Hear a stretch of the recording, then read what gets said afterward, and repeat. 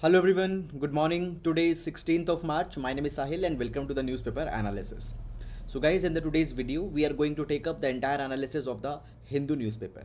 Okay, so before starting up, first of all, let's see the overview of the entire newspaper in order to understand that which type of articles will be important for our examination. Okay, so let's start with the Hindu newspaper. And guys, before that, the explainer PDF that I will be using here, you can download the explainer PDF from the Telegram channel. Okay, and with respect to the Hindu newspaper, I will strongly insist that you please procure a copy of Hindu, either a physical copy or buy a subscription from the Hindu newspaper, from the Hindu. Now moving on, first of all, taking up the text and the context section, which actually comes into the online edition or the e-copy. So the first article is talking about the India's solar capacity milestone and challenges. So guys, recently a milestone with respect to the solar energy installed capacity India has achieved. So we will see that what are the prospects in this particular direction. Then moving on, the below article, an accidental missile launch. So recently we have seen that a missile got misfired in the Pakistan. Okay, and because of that particular thing, there is a kind of a controversy that had got developed. Even in last 2 days, we have seen this particular article repeatedly. Even today, there is one particular article on this line in editorial section. Okay, so that is we are going to see Apple's App Store meets its nemesis in the East. So recently, the South Korea had come out with a regularization where it had said that if a person needs to buy an application from the App Store, it can use some other payment gateway also apart from the Apple's own payment gateway. So this particular thing is there. However, guys, with respect to the UPSC examination, much of substance is not there in this particular direction. Okay, now moving to the main Hindu page, the main Hindu newspaper, page number 1. So the first article or the main news today is the Karnataka High Court's ruling that has come with respect to the hijab controversy that was going on from past few days. So we will understand this entire issue, and while discussing this particular article, I will be taking some of the references from the other newspapers such as the Indian Express and the Times of India also. Okay, so that we will be covering, don't worry. Supreme Court stays a telecast ban on media 1. Okay, so what this particular controversy was and how it was impacting the freedom of expression, we will be seeing this particular thing. Then guys, after that, moving on, the other political news are not very much important. However, here we can see that there is the issue of menstrual leave that is mentioned. So with respect to the ethics, we'll discuss this particular article. Then moving on, in the city section, nothing is given. Okay, so after that, basically again moving on, nothing substantial is given. Okay, so the city section is majorly containing nothing, so please skip it entirely, don't waste time on that. Now coming to the editorial page, the first article is, it is talking about a misfiring and its trail of poor strategic stability. So the recent incident of misfiring in Pakistan and how there is a gap with respect to the bilateral mechanism between the India and Pakistan, such a dimension is discussed in this article. We are going to see it briefly. Bharatanatyam in Indian diplomacy, how at times in diplomacy also we need to adopt to Bharatanatyam, a kind of a good and interesting dimension is given, we'll see this. Then growing price pressure. So guys, this particular article, it is talking about the growing inflation. We have seen yesterday that the inflation is going around, it is breaching the 6% limit, fine, and even basically the WPI inflation, it has increased. So guys, in this entire article, what has been done, just the comparison of inflation from the previous months have been given. Now by the time your exam will come, this entire data will change, so this exact data will not be making any sense, but you needed to understand a bigger picture here in this particular context. And even when I discussed the same article yesterday, I had also explained to you over the past one or so year, there is a kind of a issue that is going on, that on one hand high inflation is there, but on another hand we needed to bring the growth. Now whatever you do to bring the growth inevitably brings a little bit inflation. So what actually is the priority right now, whether you will control the inflation or whether you will focus on the growth? So this is a dilemma in which the Reserve Bank of India is struck. Over the past 1 year, we have seen that the Reserve Bank of India has actually prioritized the growth. Okay, but whether this particular thing will be carried in the future time also, we needed to see this particular thing. However, all these things we have discussed yesterday only. Then the white sheen, India can breathe easy on moving to 4th place in the ICC test championship table. Guys, with respect to UPSC, the article is not important. Then moving on, Pakistan's neutrality, Taliban's worry. So guys, recently it has been said that the Imran Khan has visited the Putin, has met the Putin, and in this particular direction, how the Pakistan is moving forward towards the Russia, and how it will lead to some kind of troubles for the Taliban. However, with respect to UPSC, article is not that very much important. Clear, article is too much centric onto the Pakistan and Russia relation. Okay, then the eclipse of sovereign equality. So guys, this article is again talking about the Ukraine crisis, and I think we have taken already 12-13 articles in this particular line. Every day's commentary is neither needed nor you will be able to consolidate all such kind of information, so be very careful. Okay, then moving on in this particular direction. Okay, so basically this article, okay, the debate over freeing temples. Okay, so basically the article has been given more in, has been written more in to the tone of that how RSS BJP government it is driving this particular issue. Okay, then moving on, Supreme Court averts to sealed cover jurisprudence. So guys, if you are following the newspaper analysis regularly, few days back also we have seen this sealed cover jurisprudence. So again today we'll discuss, and now the Supreme Court has expressed the concern on such kind of things, so we'll see this particular issue. Fine, then moving on guys, just a kind of a data you can see here. The farmers debt rose 53% in 6 years, center tells Rajya Sabha. So center had just shared the information into the Rajya Sabha that the debt had increased. Okay, no waiver under consideration. Now it has been seen over the past few years that whenever the farmer debt issue come, then the farm loan waivers have been given. Okay, but now the farm loan waivers have not been given actively into the past few years, and because of that the farmers debt is actually increasing. Now as a whole, when we talk about the waivers, farm loan waivers that has been given, it is not a very prudent and not a very intelligent kind of strategy, because it disturbs the credit, it disturbs the financial behavior of the farmers. So rather than giving such kind of waivers, the government need to explore the other strategies, that how we can build the capabilities of the farmer so that they can take such kind of practices in farming which increases their income. This is something that we need to focus on. Okay, so this is something. Now you don't need to go too much into the detail that in different state how much increase is there, how much is the exact amount of loan. Just this headline is something that you can actually use in your answers. Okay, now moving on after that, then further moving on in this particular direction, we can see here that government faces queries on evacuation and delay. Fine, nothing is very much important in this particular direction. UK briefed on status of FCRA curbs on Oxfam, says minister. Okay, so basically we have seen many a times that the FCRA, it stands for the Foreign Contribution Regulation Act, and any of the NGO which is receiving the funding from some other country, it has to take a regularization of the FCRA. So recently we have seen that the Oxfam as an organization, on its basically there were certain curbs with respect to the raising of foreign funding. Okay, now the UK has been briefed on this particular direction. Fine, so nothing important in this particular issue. Then here we can see that UN resolution focuses only on one religion, India. So what is this UN resolution on religion? We will be discussing this particular article. Okay, Supreme Court to rule on one rank one pension today. So we'll see that what the Supreme Court will be coming out with, and if it is something substantial, we'll discuss it. Then moving on. Okay, mixing of vaccines, 5 lakh COVID death cases, nothing very much important in this particular direction is given. NEET bill, Stalin appeals to governor again. So basically the Tamil Nadu wants that the NEET examination should be scrapped for the Tamil Nadu. So he had appealed to the governor. Apart from that, nothing is there in this particular article. Then guys, on to the world page, basically the Ukraine-Russia issue is going on. USA has warned the China that against Russian support. USA had said that if China will favor too much the Russian side, then the China will also face some severe sanctions in this particular direction. Okay, now guys, further moving on. Okay, so this particular article talks about the national unity government in Sri Lanka, nothing important. Then coming to the business page, so the high crude oil prices, lockdown in China, and all the such kind of things are provided. Okay, and then we come to the sports page.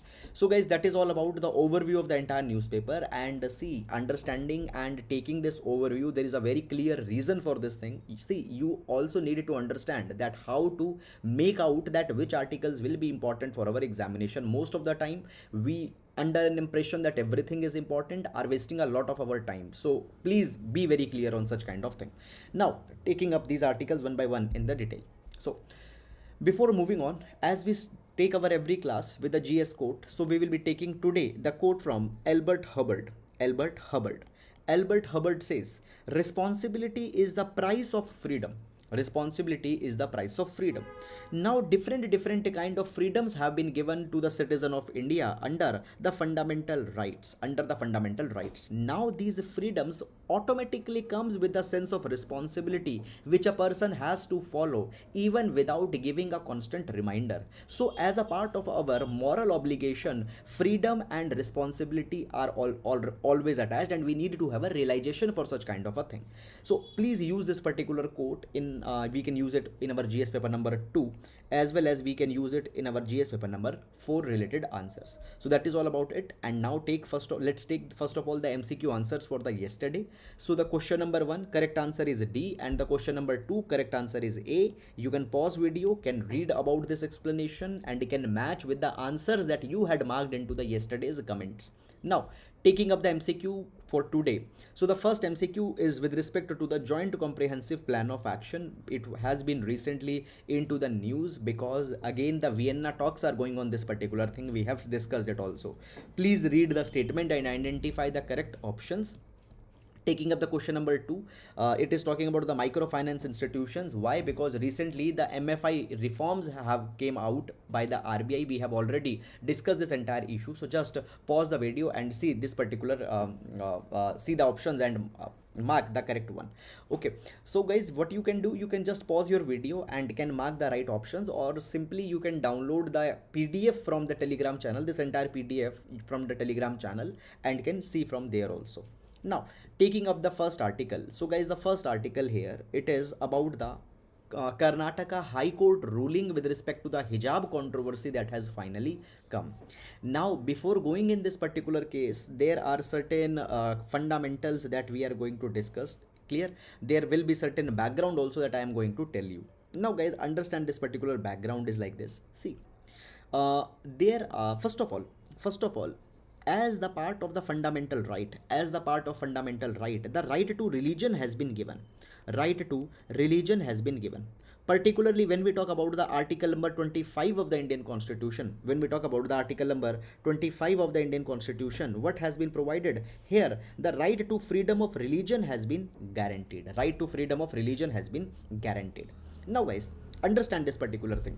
Suppose there is a person, or suppose there is a woman who is wearing the hijab. Now whether the women can wear the hijab into the school or college or not. Now there are the two viewpoints that can develop on this particular dimension.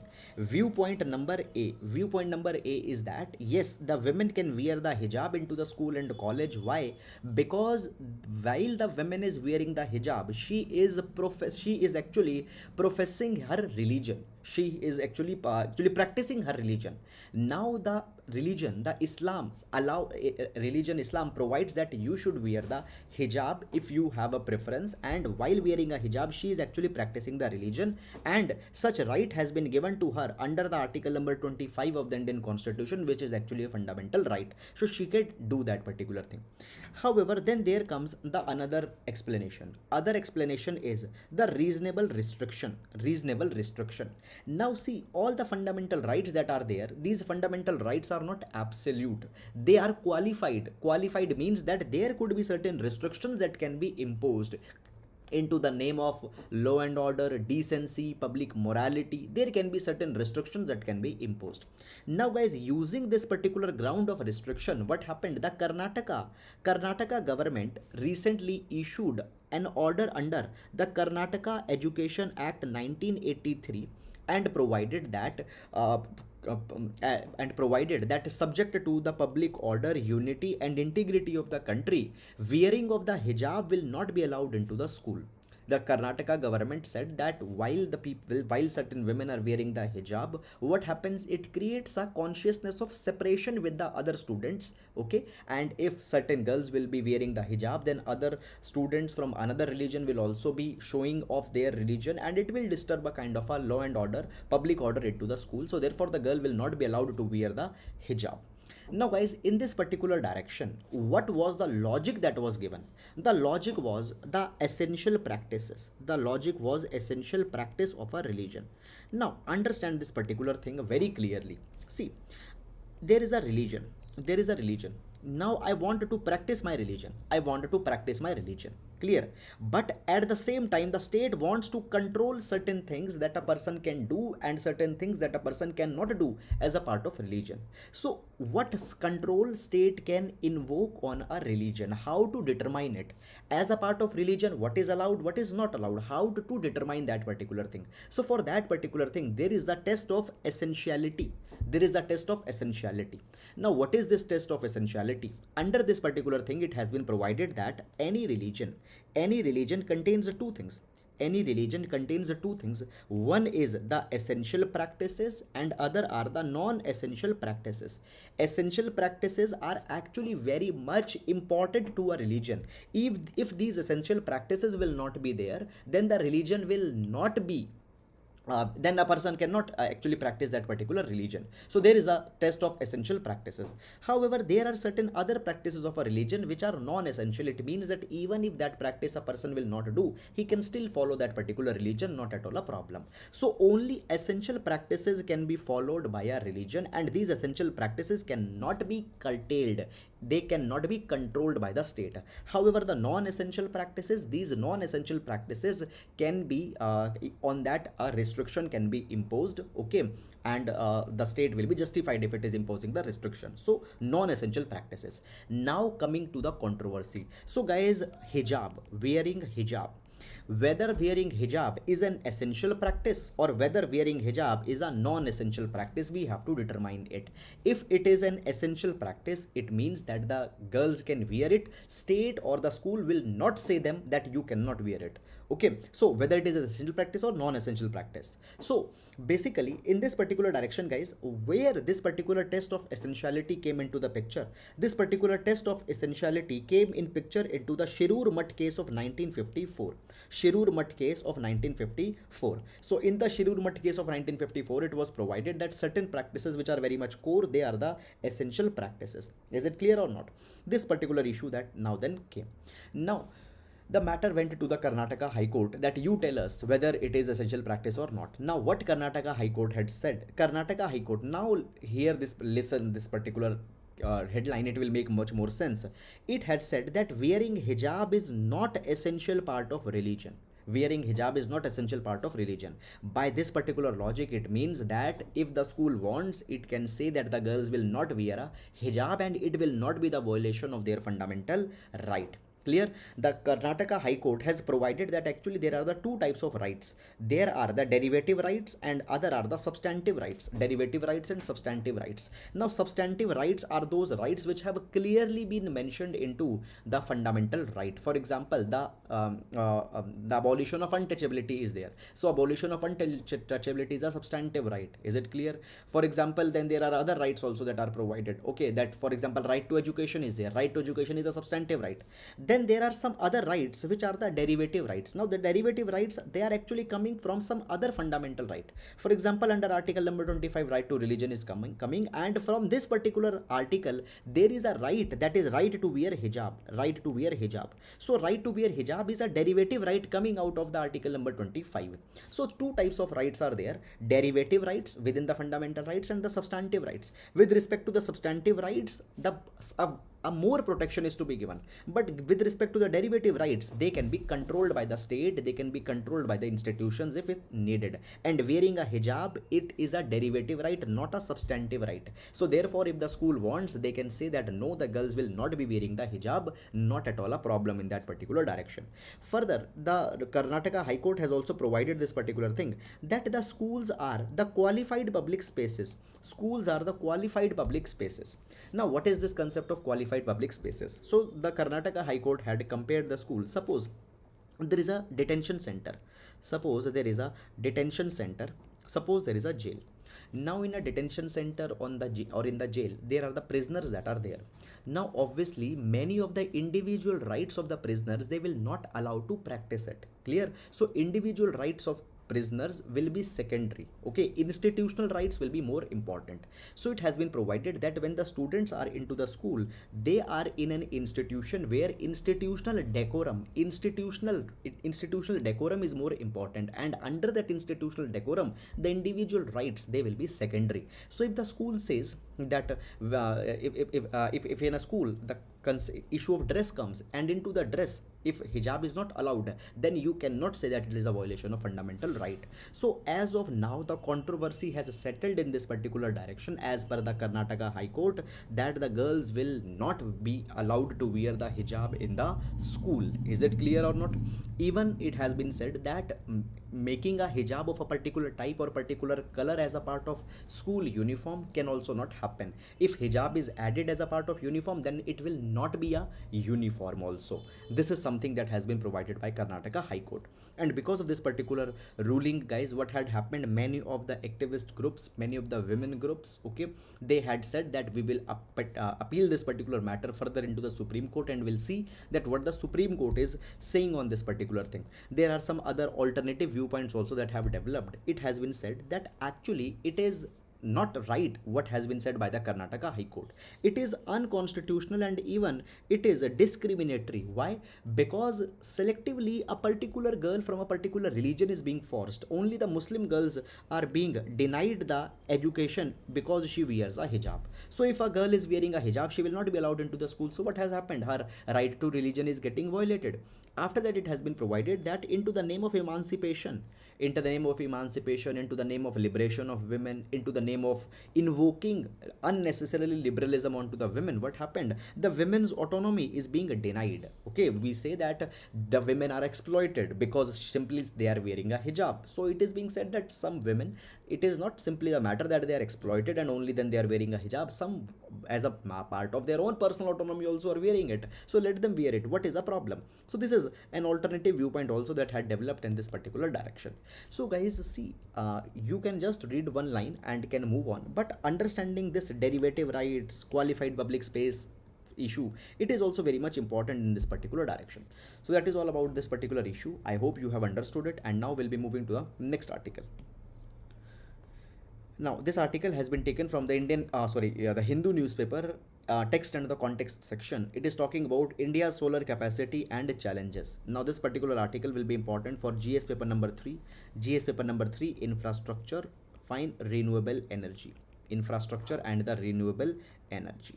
Okay, now let's discuss this particular article. But before going in this particular article, first of all, what is the background?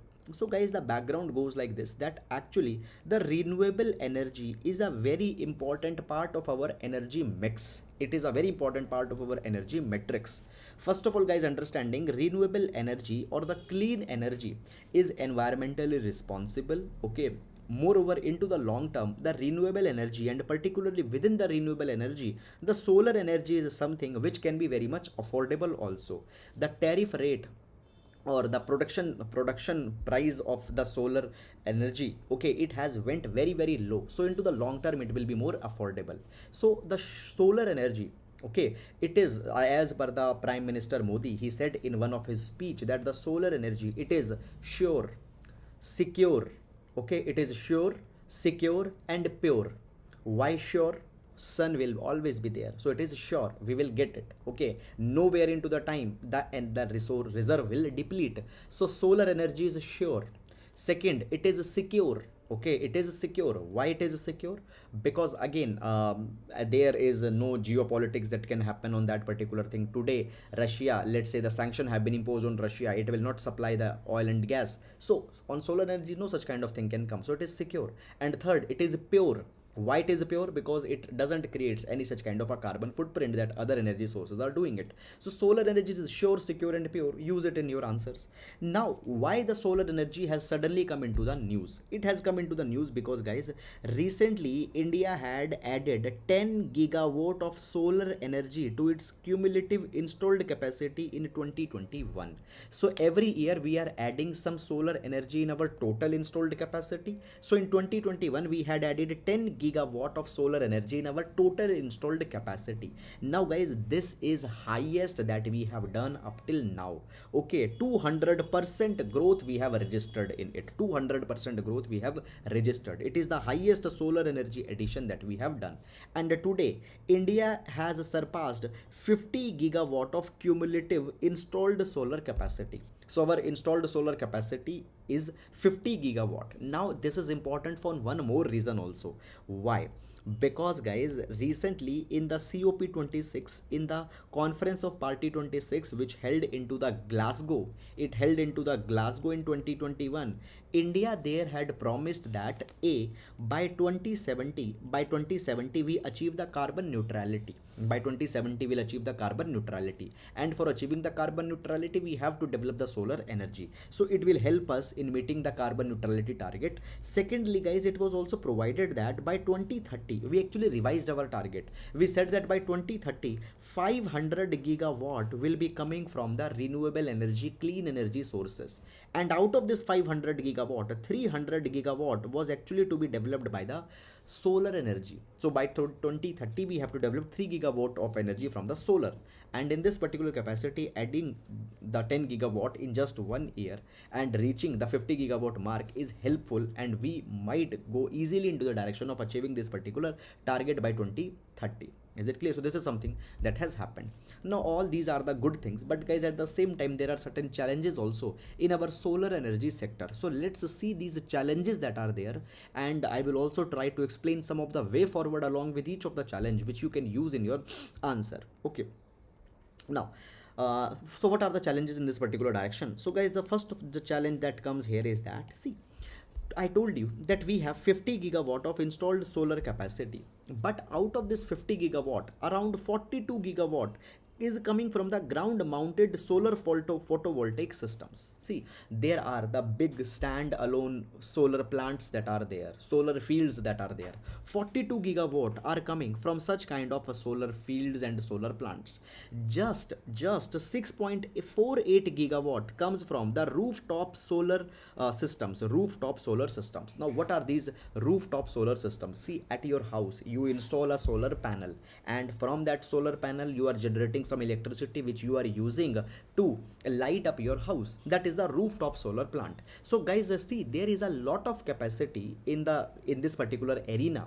Clear? Different individual houses, if they install a solar panel over their houses, they can actually fuel their own houses. If the government offices install the solar panel on the government buildings, they can light up their entire office. See, when we talk about the electricity, the electricity transmission actually is a very problematic thing. When electricity transmission is happening through the wires, what happens? A lot of electricity is lost, a lot of electricity is wasted. So transmission, it increases the cost, and the electricity is lost also, it is wasted also. But if every house, if every establishment building will install a solar panel, what will happen? This transmission will be virtually be removed. Clear? So in this particular direction, understand it, what happens? We need to develop more and more rooftop solar systems, but how much are there? Just to the tune of 6.48 gigawatt. So government's entire focus is on such ground mounted solar photovoltaic systems. Fine, we need to promote it.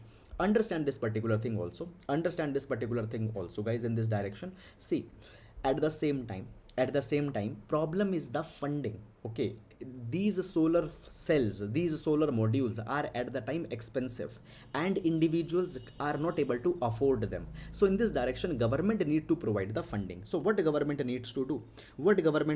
Government needs to explore the innovative financial mechanism that can bring down the cost of loans which people can take and can install the solar panels on their roofs.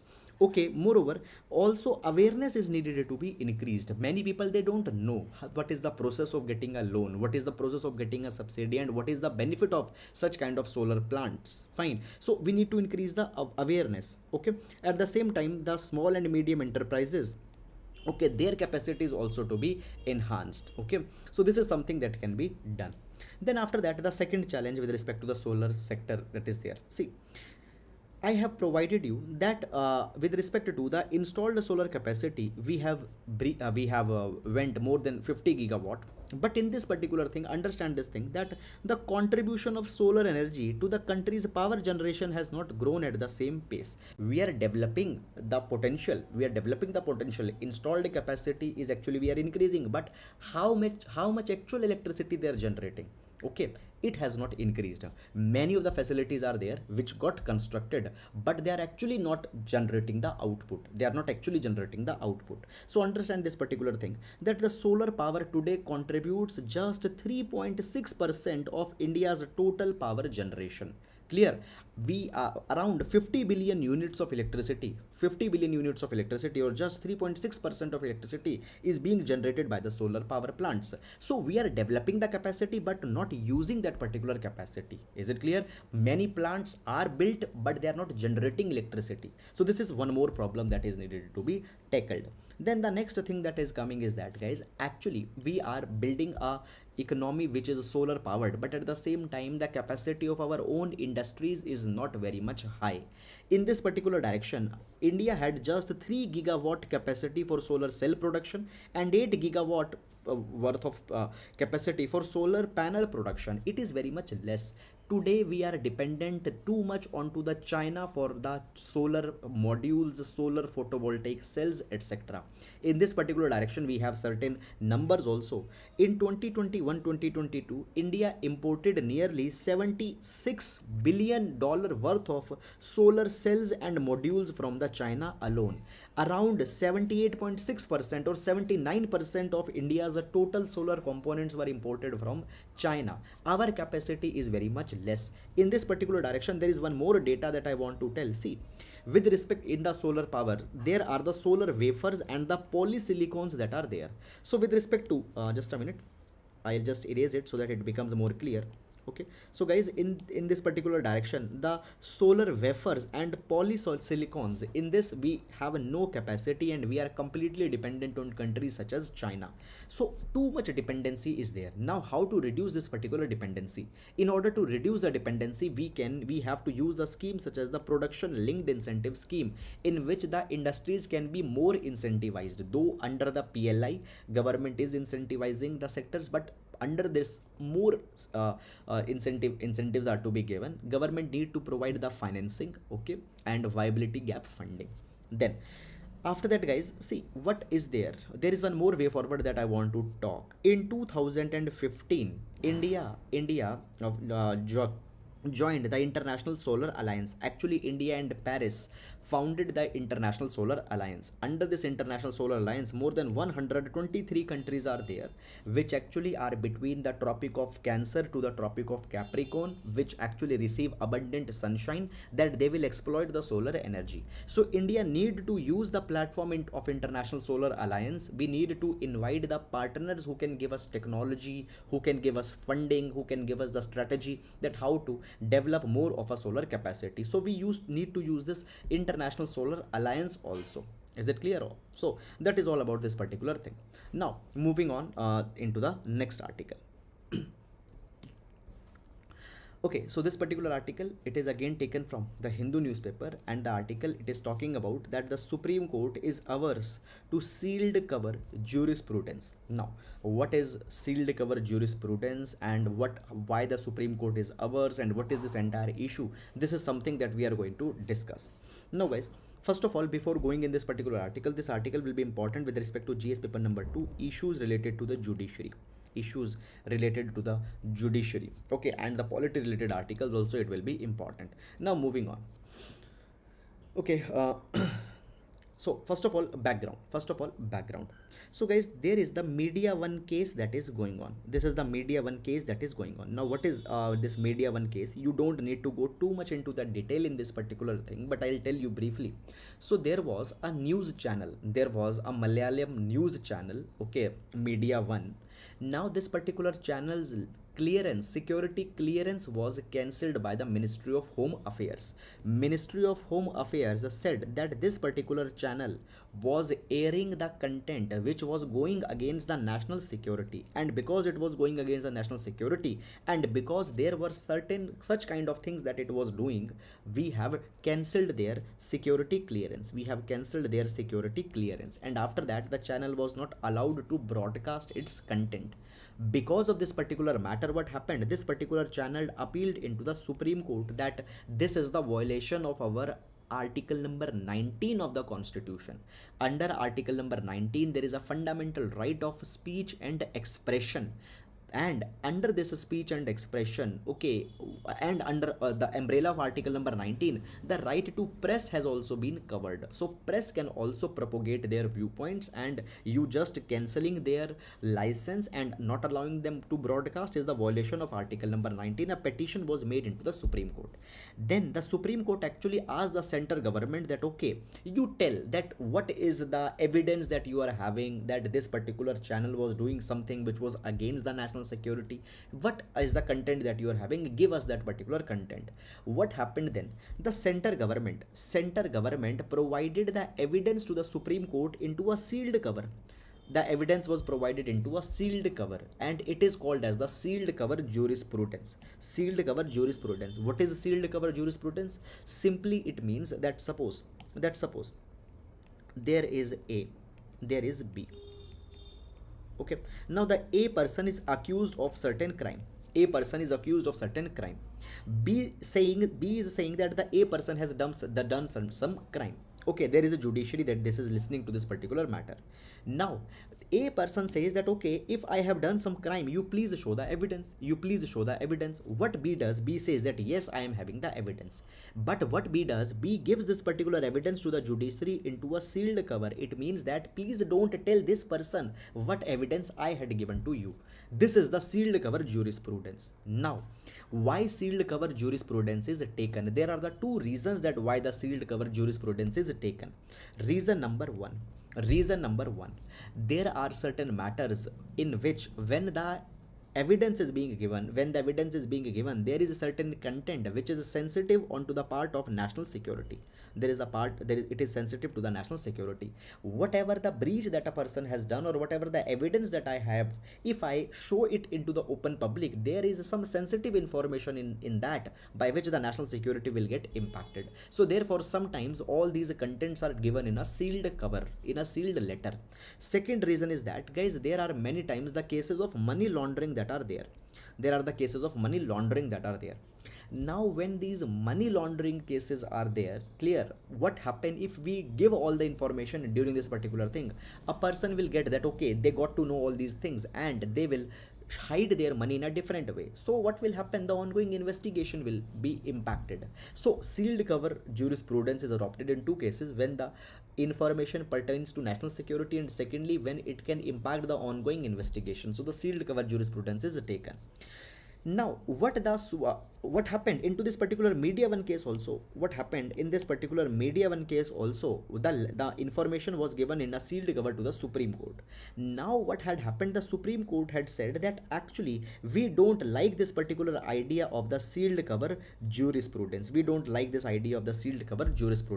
And in this particular direction, what had happened just yesterday, two separate benches of the Supreme Court, okay, they tore the sealed cover in which the information was given, and they said that we will not accept this sealed cover jurisprudence as a normal affair.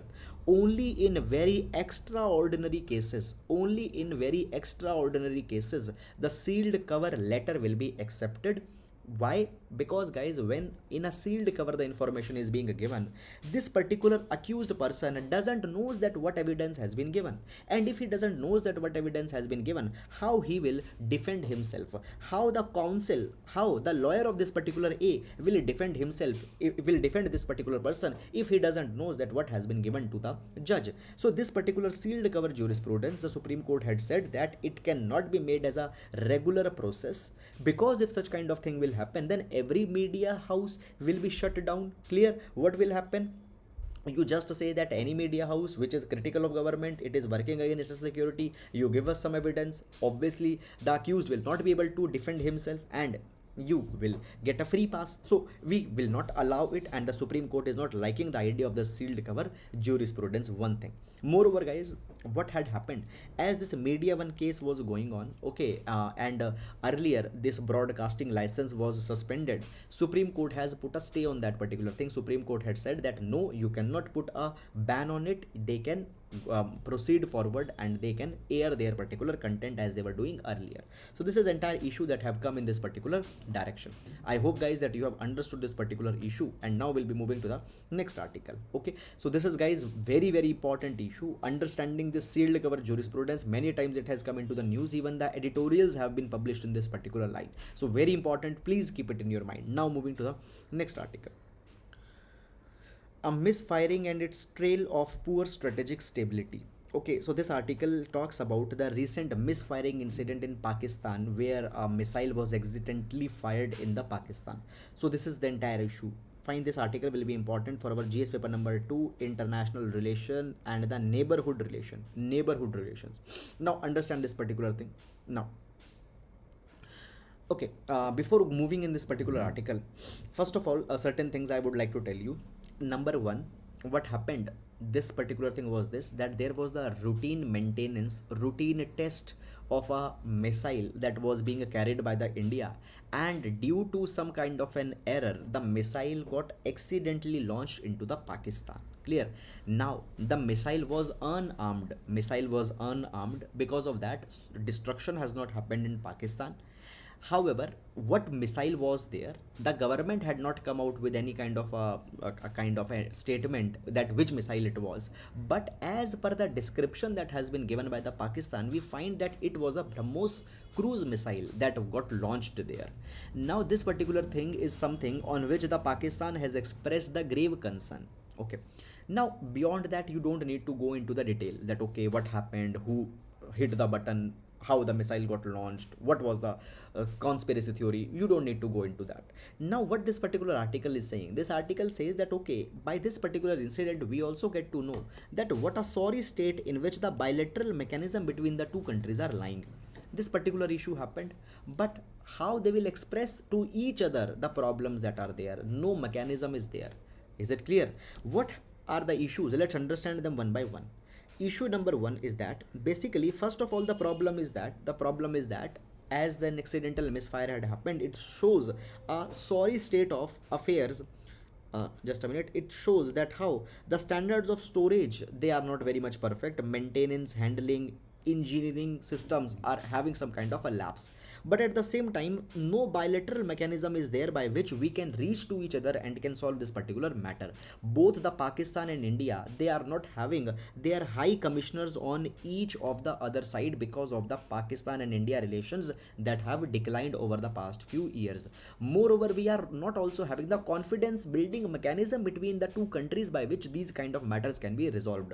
Guys, understand this particular thing. Both the sides, that is the India and Pakistan, into the last few years, they have not held the expert level talks onto the nuclear confidence building measures. Both countries are the nuclear powers, and the confidence building measures on nuclear or the nuclear level talks have not held. Secondly, conventional confidence building measures also have not been held between the two countries. So how to discuss this particular matter? Nothing is there. Next thing is there that guys, actually there are certain reasons that why we need to have some kind of a mechanism, and we cannot ignore it. Number one, it has been provided that see, when we talk about the India and Pakistan, both the countries have signed the pre-notification of flight testing of ballistic missiles agreement in 2005. Now what is this pre-notification of flight testing of ballistic missiles agreement? As per this particular agreement, it was said that if any of the country will test fire their missiles, they will notify the other country in advance. Without notification, they cannot do that particular thing. But guys, into this pre-notification agreement, what has happened? The cruise missiles have not been covered. Now BrahMos is a cruise missile of India, and it is a very strategic weapon. Over the years, even the Pakistan is also building the cruise missiles. So in this pre-notification agreement that has been there, the cruise missiles also needed to be included. Clear? And it will only happen when the cooperation will be there. Bilateral mechanisms will be there. Second, understand this particular thing that both the sides, India and Pakistan, they have not held their structured meetings onto the nuclear confidence building measures into the last few years. And at the same time, there is the crisis which is going between the India and Pakistan. Trust deficit is there between the India and Pakistan. So because of this trust deficit, because of this crisis situation that is going on there, even the innocent acts that India committed, they can be taken as a provocation, okay, and such kind of thing can bring a kind of a full-fledged confrontation. So into the times of distrust, crisis, there is also even a big case that we need to have such kind of mechanism. Then the third one, it has been provided that, see, there is one more state which is the nuclear power into the region, that is the China. Now what had happened that today China, India, Pakistan, this kind of an access is little bit, it is little bit troubling. Basically the China Pakistan access is something which is troubling India, and the China is over complicating the matter. So we needed to directly reach to the Pakistan and need to resolve such kind of matters. So therefore such kind of issue is there. Now guys, there is one particular case study, there is a way forward that we can use. See, during the Cold War, the USA and the USSR, they were not having the good relations, and there was a kind of a suspicion between both the two countries that a nuclear war can unfold. So for this particular thing, what happened, the USA and USSR, they set up the nuclear risk reduction center. Nuclear risk reduction center.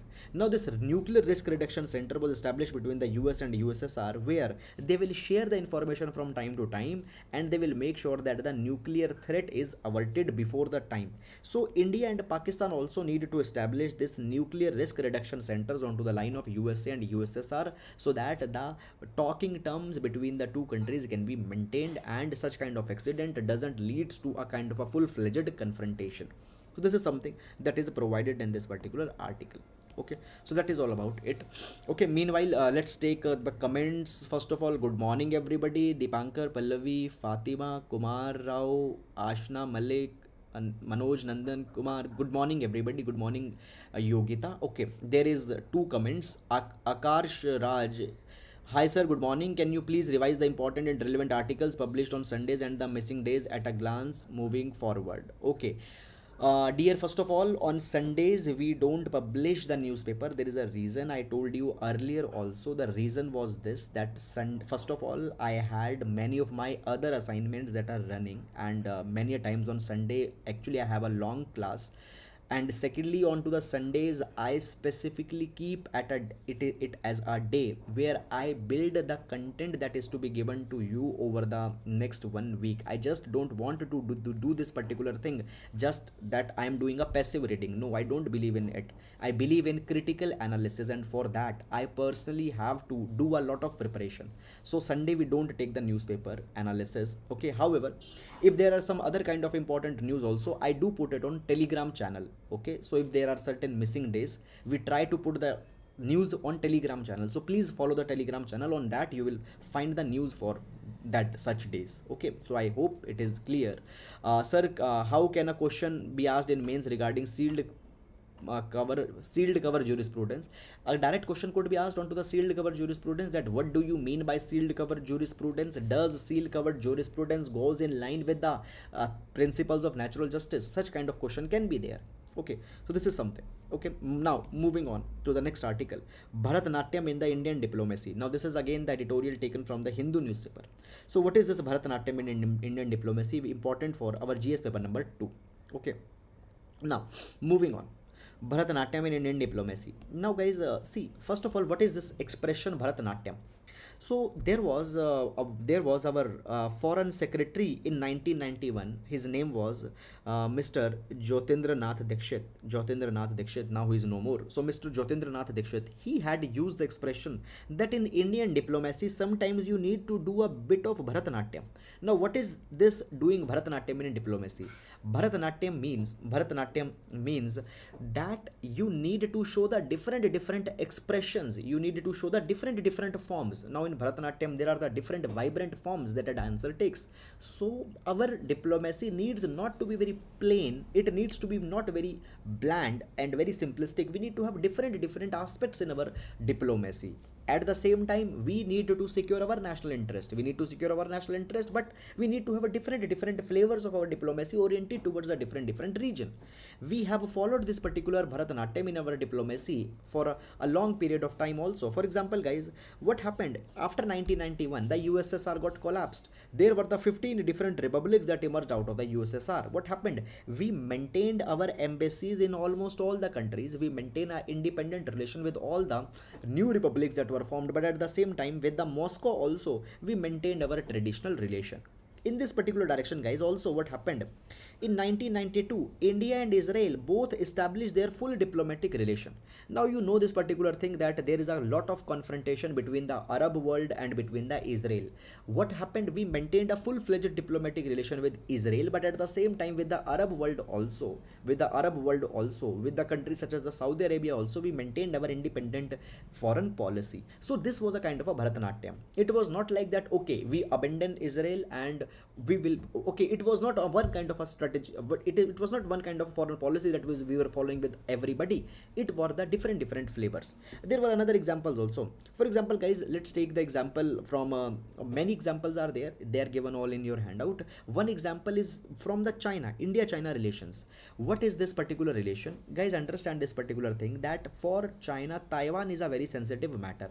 What had happened, India had signed with the China agreement on the maintenance of peace and tranquility along the line of actual control.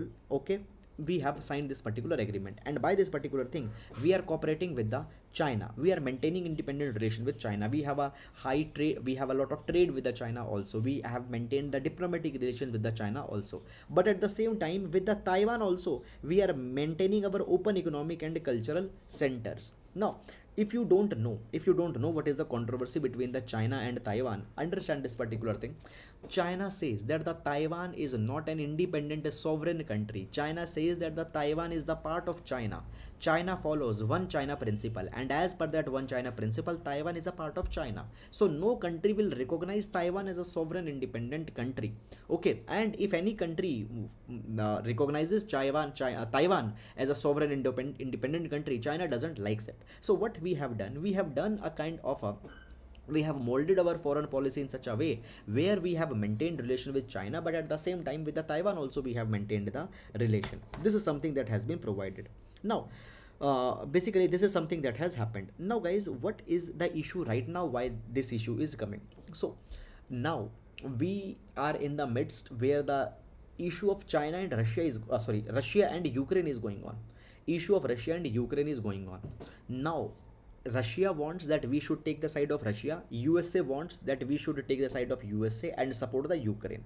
What we should do in this particular matter, what is the Bharatanatyam that we had followed?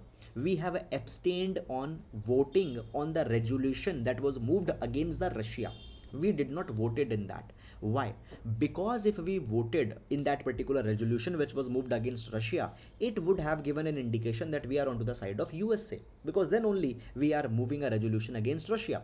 But if we have voted against it, it would have given an indication that we are onto the side of Russia, and there only we have voted against it. Fine, we have said no to that particular resolution.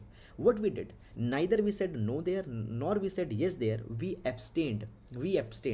And by that abstention we said that we neither support Russia nor we support the USA or the West. Okay, we said that we want a diplomatic solution to this particular issue. Now what Indian diplomacy needs to do, Indian diplomacy needs to little bit mold the narrative in their own favor. How we need to mold the narrative in our own favor? Indian diplomacy needs to put this particular viewpoint in such a way that actually both the China and USA are they are actually agreeing to the India's position. Number one, West should feel satisfied that India abstained because it perhaps expected India. It abstained India. West should feel satisfied that the India abstained, and this is a good thing which had happened. Why?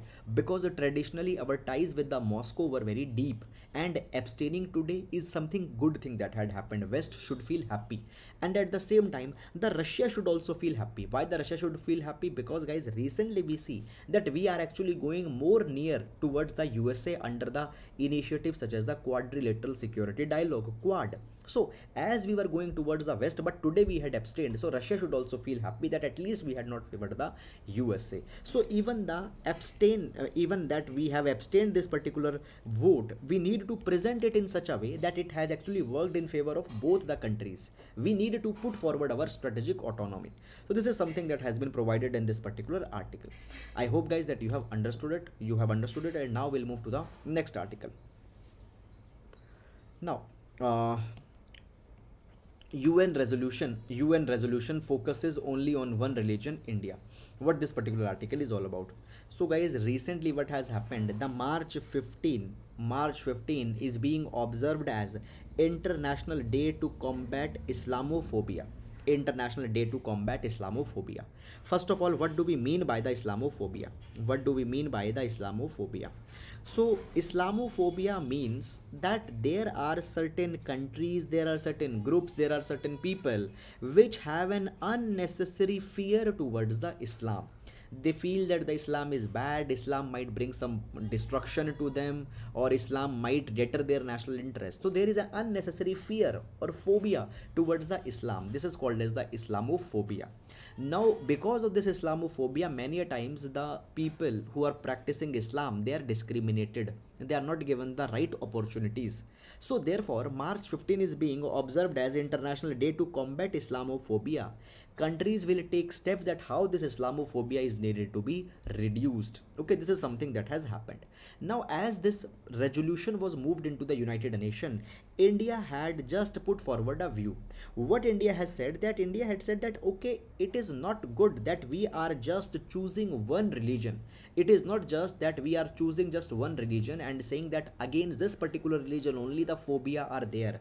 India said that this is a time to acknowledge the other phobias also. Clear.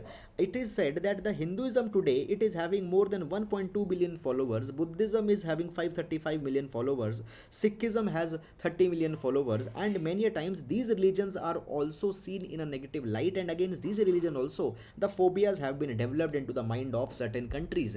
So these phobias are also to be recognized. So rather than giving a day that it is a day to combat the Islamophobia, what we need to focus on, we need to focus on combating the religiophobia. So not Islamophobia, religiophobia needs to be there. So this is something that India had put forward. So that is all guys about this particular issue, and now we'll move to the next article. Now, Arunachal MLA refused to discuss menstrual leave. So that is, this particular article will discuss under the light of ethics GS paper number 4, and even into the GS paper number 1 the social issues, GS paper number 1 social issues. Now what this particular issue is all about, let's understand it. See, uh, first of all, before going in this, we'll see some of background. So the background goes like this, that guys, the women after achieving the age of puberty, they go through the menstrual cycle, and in this menstrual cycle certain days are very much uncomfortable to certain women. Particularly the first day or the first 2 days are very much uncomfortable to the women. In this particular direction guys, there has been the precedence that many of the countries such as the Italy as well as Japan, they had announced the menstrual leave for the women. Even in India also, the state of Bihar and Kerala is providing the facility of working women and girls studying in schools and colleges a facility of leave.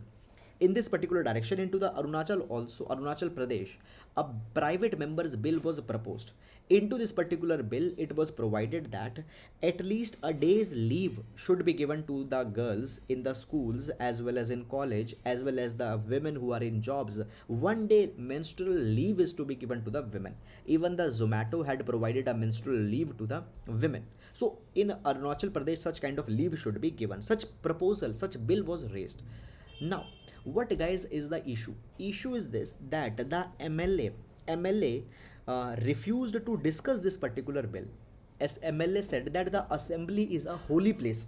Assembly is a holy place, and in such a holy place discussing the menstrual leave or the topic of women menstrual cycle is something which is wrong. What was said, he said that assembly was a holy place, and it was not a place to discuss letera cheese, that is a dirty thing, and it should not be taken up here, it should be rather taken in the state women's commission. So guys, what this is a poor attitude, this is ill informed attitude towards a natural phenomena. Giving a leave, not giving a leave, it is something that could be left open to a debate.